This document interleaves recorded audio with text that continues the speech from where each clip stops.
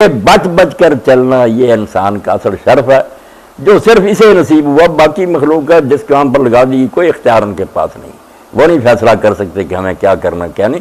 اس کو ملا بہت بڑی شان اللہ تعالیٰ نے دی ہے، اور اسی لیے میں نے عرض کیا کہ سوائے انسان کے کسی کے لیے دین میں نہیں آتا کہ اللہ ان سے محبت کرنا۔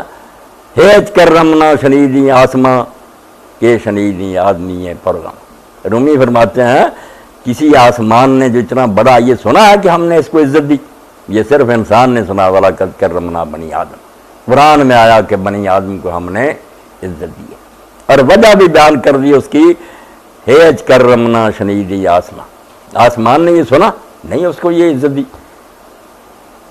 یہ شنیدی آدمی ہے پرغما، پرغما پر غور کرنا کہ غم جھیلنے کے لیے بھی انسان ہی بنانا، دوسرے غم نہیں جھیلتے۔ جو کام سفر کر رہے ہیں ان کو غم نہیں آتا، یہ بیچارہ پریشانی میں پھنسا ہوا، غموں میں پھنسا ہوا، طرح طرح کے دکھ سہتا، شریعت پر عمل کرتے ہوئے کسی طرح سے دباؤ پڑتا، کسی طرح سے مشکلیں پیش آتی ہیں، کبھی گھاٹا پڑ جاتا ہے، کبھی حلال پر رہنے سے نقصان ہوتے ہیں، کہ شنیدی آدمی ہے پرغم۔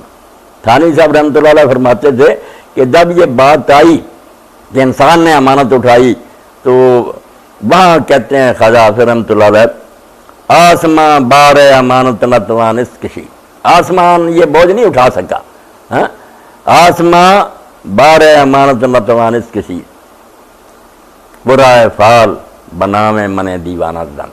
تو ٹاس پھر اس دیوانے کے نام پڑا نا، ادھر پرغم آیا ادھر دیوانہ، دیوانہ بننا پڑتا ہے۔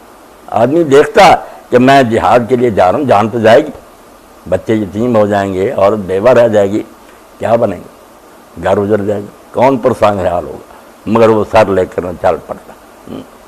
جب محفل میں یہ آواز سنتا ہے کیا میری راہ میں جان دو، صدائے تیغ تو آمد ببز میں زندہ دلاں، خدام سر کے درو ذوقیں سرود نما۔ یہ پرغمہ جو ہو گیا اور دیوانہ ہو گیا، اس سے عزت پا گیا۔ انبیاء رسل آئے کہ یہ اپنی شان قائم رکھ، جانور نہ ہو جا، یا کلونا کما تاکلو، ایسا نہ کھا پی جس طرح چار پائے کھاتے ہیں، انسان بن کر رہے۔ تو انسان بننے کے لیے تقویٰ جو ہے نا، کہ اپنی خواہشات کے بارے میں صحیح اور غلط، اور پھر ان کو صحیح کو چن کر جو ہو سو ہو، بس بر ما سابق، جیسے لقمان کہتے ہیں پھر خواہ کچھ پیش آئے ڈٹ جا۔ یہ کام جو ہے یہ آسان نہیں، اس کے لیے ٹریننگ درکار ہے، ریاضت درکار ہے۔ اس ریاضت کے لیے اللہ تعالیٰ نے یہ روزہ ہر شریعت میں فرض کیا، ہمیشہ سے آ رہا۔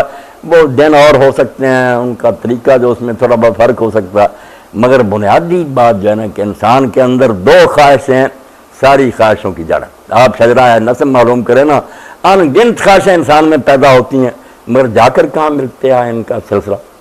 بقائے نفس اور بقائے نو، میں زندہ رہوں بعد میں میرا سلسلہ چلتا رہے۔